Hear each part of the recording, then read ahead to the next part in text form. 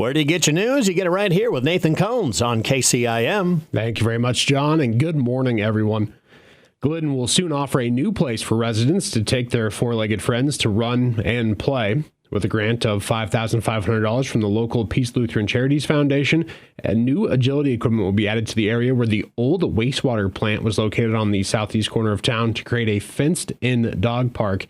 City Administrator Brooke Peterson says the city hopes to install that new equipment in the next several months, giving residents a safe place for their dogs to run and play.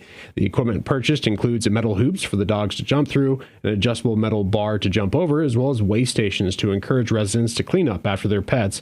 Peterson says the city was looking at a way to utilize the land, and the idea stemmed from requests from the community. Peterson thanks the Peace Lutheran Charities for the grant money to make this happen and encourages everyone to take their dog to the Glidden Dog Park once construction is finished. And of course, we'll let you know once that park is up and operational. Local People's Bank in Scranton and Jefferson is starting a new housing initiative to assist local town residents with funding for housing projects. The 25 Corridor Housing Initiative began in the fall of 2023, aiming to increase property values as well as the general attractiveness and availability of housing in local communities. The 25 CHI is a separate entity of the 144 CHIs that serve the eastern side of Greene County and beyond.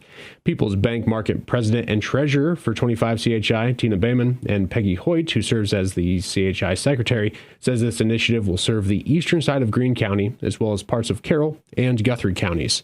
We just wanted to bring it over to this side because small towns just need some revitalization. And this whole idea that was really brought from Ogden Legacy Group is kind of how this became the Highway 25 corridor housing.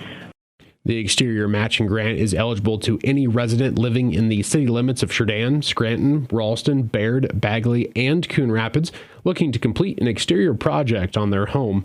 Those accepted will receive 50% of the total project cost, up to $1,500. Beeman and Hoyt say the applications will be reviewed by a board and scaled according to need and priority. So it's any improvements to the exterior of a qualifying residence. And just some examples would be roof repair, maybe new doors or a new window. They may even just need a dumpster to clean up the yard to make it look better. Another example would be a tree removal. So if you have a dead tree, that can be a safety hazard and it's a cosmetic hazard as well. So that's something else that would be eligible for this.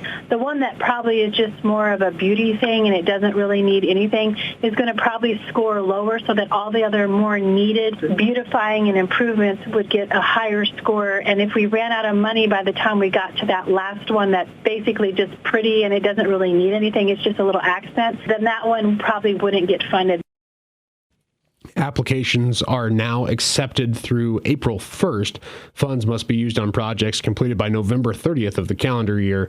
All receipts of project costs must be submitted to Highway 25 CHI by December 13th for reimbursement. Beeman and Hoyt encourage all residents of eligible towns to sign up, as grants will be given out until funding is all used up.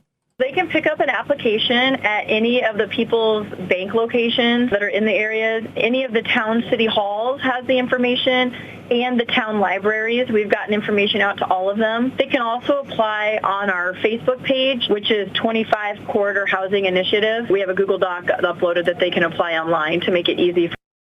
Again, those applications for the Highway 25 CHI Exterior Matching Grant are due by April 1st. Flyers with additional information, a link to the Facebook page, as well as an application form are all included with this story on our website. And Iowa 4th District Representative Randy Feenstra cast his vote in favor of impeaching U.S. Department of Homeland Security Secretary Alejandro Mayorkas yesterday. Feenstra says President Biden and Secretary Mayorkas must end the border crisis today by enforcing our nation's immigration laws, restarting construction on the border wall, and stopping the flow of deadly fentanyl into our communities. It's as simple as that. Instead, under Secretary Mayorkas' watch, over 10,000 legal immigrants are crossing our border every day. Our Border Patrol agents lack the support that they need to do their jobs, and fentanyl manufactured in China continues to flood our rural communities and take precious lives. I regret that Secretary Mayorkas has failed to uphold his oath of office and protect our nation from foreign threats. For this reason and many more, I voted to impeach him for his dereliction of duty to the American people. And again, that was a quote from Representative Feenstra. So this is the GOP-controlled House's second vote to impeach Mayorkas. A February 6th vote narrowly failed to pass, but yesterday's vote was approved on a 214 to 213 margin without support from Democrats. The other members of Iowa's House delegation, Ashley Hinson, Marionette Miller-Meeks, and Zach Nunn, also supported the resolution. The impeachment now goes to the Senate, where it's unlikely to gain any significant traction. And that is going to be wrapping up your KCIM 7 o'clock news. I'm Nathan Cohns reporting. All right. Thanks, Nathan, for that update. Once again, we're going to check your Valentine's Day weather forecast. Pretty beautiful for today.